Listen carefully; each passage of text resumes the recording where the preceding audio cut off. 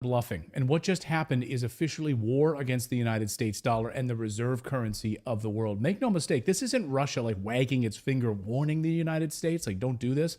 No, that ship has sailed. Warnings are over. We are officially at war, and the biggest blow to the US dollar just happened. So I'm going to get into the very latest big economic news in a moment, which is devastating. But first, let's focus on the military piece of this, because at the very moment that a jury in New York was reading a guilty verdict for President Trump on Thursday night, the Biden administration very quietly and simultaneously launched hundreds of miles away in Washington, D.C., gave Ukraine authorization to start attacking Russia inside of Russia using American-made weapons. In other words, a hot war with Russia is happening, folks. We need to wake up right now. Think it was coincidental, by the way, that at the very same moment, all of the major news networks were focused on Trump's verdict. The Biden administration, led by Antony Blinken, delivered the good news to Zelensky. Start attacking Russia inside of Russia. Absolute madness. This is how they will control all of us. This is how they will remain in power. Keep us in our homes. Force us to send in mail-in ballots. Remember how that went last time?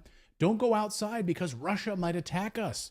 They've been itching for a war with Russia for decades, and now they have it. Friend of the show, Tucker Carlson, warned us about this right after he was fired from Fox News last year. So once you start indicting your political opponents, you know that you have to win or else they're going to indict you if they win, right? Right. And so they can't lose. They will do anything to win. So how do they do that? They're not going to do COVID again. I know everyone on the right's afraid they're going to do COVID and mask mandate. They're not going to do that. They can't do that. If they've already been exposed, that won't work. There's going to be, no, what are they going to do? They're going to go to war with Russia is what they're going to do. There will be a hot war between the United States and Russia in the next year. And really? Yes, of course. They want it anyway. You know, at the time I was like, okay, is that really true what Tucker just said?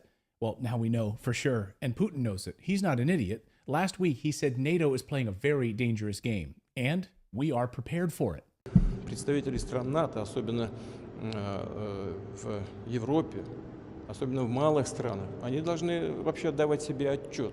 Late last week, Russia attacked a NATO staging base in western Ukraine, killing over 300 people. The Western media was totally silent about it, but then it started to trickle out. Yeah, NATO forces from Poland, France, the Balkan countries, maybe even U.S. forces there, destroyed. Underground bunker system, destroyed. Russia also blew up a number of brand new F-16s that we delivered to this base. This is game on. But that's just the physical, kinetic war. What about the economic war, the war against the US dollar? That part is arguably worse for the United States. And it just took a dark turn. Last week, Putin fired a shot heard around the world against the US dollar. It was so big, in fact, that even the usually quiet mainstream media, the corporate media, decided to actually cover the story. Putin signs decree to allow retaliatory seizure of US assets in Russia. Now, this decree is a direct response to the Western sanctions imposed after Russia's invasion of Ukraine. The United States and its allies froze around $300 billion of Russian financial assets. And then about a week ago, President Biden approved giving those billions to the Ukrainians. This has never happened before. This was the final straw for Russia. They are done playing games with the US dollar. It is over. So Putin fired back, signed a new decree enabling Russia to confiscate all US-owned real estate, stocks, US currency, and on and on and on. Economists I've spoken to have said people have no idea how big a deal this is because the US dollar is the reserve currency of the world, and you don't attack the reserve currency unless you're done with it. I mean, finished with it. You've burned your bridges. You better have a backup plan, and that's exactly what they have with China and other BRICS nations. In fact, Team Biden brought this on Russia before the war in Ukraine even started.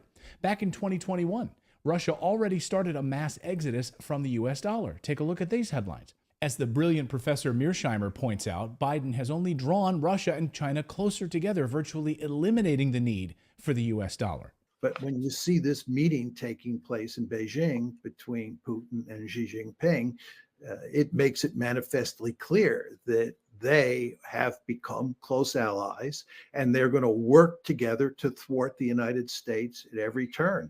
They've issued this large communique that makes it clear that they are determined to work together to undermine the United States' efforts to hurt them. And they're turning back to gold and commodities in a big way to back their currency and their partnership. According to a new report from U.S. News and World Report, the U.S. dollar now accounts for only 58% of foreign exchange reserves held by overseas central banks.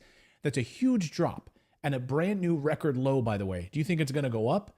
I don't. It's only going down. Gold, the most ancient and widely accepted international currency, has chipped away at some of the dollar's dominance, according to this new report, accounting for 15% of reserves. That's up from 11% just 6 years ago. And of course, it's more than just the currency as the issue here. It's the SWIFT system, which is how all US dollar transactions are carried out. Russia and China, though, have declared war on that part too. So it's not just the US dollar. They're saying your entire system is corrupt. We don't want to have anything about it. We don't want to be involved in it anymore. They're really ready to roll out their own version of SWIFT that uses a blockchain-based payment system. According to the Kremlin, it's known as the BRICS Bridge Multi-Sided Payment Platform, and it would connect member countries' financial systems using payment gateways for settlements in central bank digital currencies. In other words, BRICS currencies backed by gold and commodities. In other words, goodbye US dollar. We're done with you. We are at a pivotal moment right now for gold, hitting all-time highs. Price targets for gold over $4,000 an ounce. Economists I've spoken to actually believe it's way higher than that. They could see it go past $5,000 an ounce. We are in a once-in-a-lifetime bull market for commodities right now. This is the kind of thing that comes along once